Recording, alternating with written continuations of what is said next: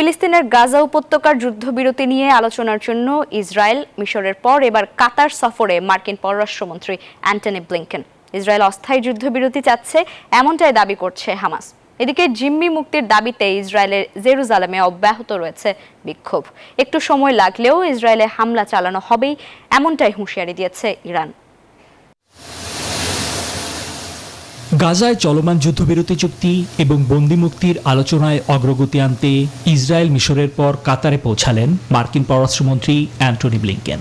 আসন্ন দিনগুলোর মধ্যেই যুদ্ধবিরতি চুক্তিটি বাস্তবায়িত করা উচিত এবং হামাসকে এই প্রস্তাবে রাজি করাতে যুক্তরাষ্ট্র, মিশর ও কাতার যথাসাধ্য চেষ্টা করবে বলে মঙ্গলবার জানালেন তিনি।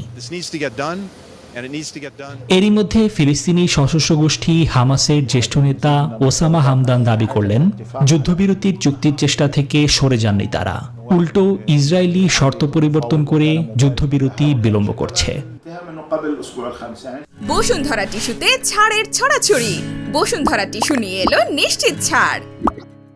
মঙ্গলবার জেরুজালেমে আন্দোলনরত বিক্ষোভকারীরা জানিয়ে দিয়েছে, আর কোনো জিম্মির মরদেহ চায় না তারা, জীবিতদেরই ফেরত পেতে চায় সবাই।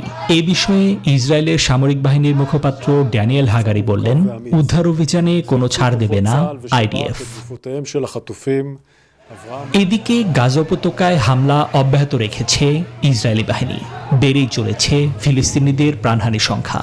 আর ইরান হুঁশিয়ারি দিয়েছে, কিছুটা সময় লাগলেও অবশ্যই ইসরায়েলে হামলা চালাবে তাদের বাহিনী।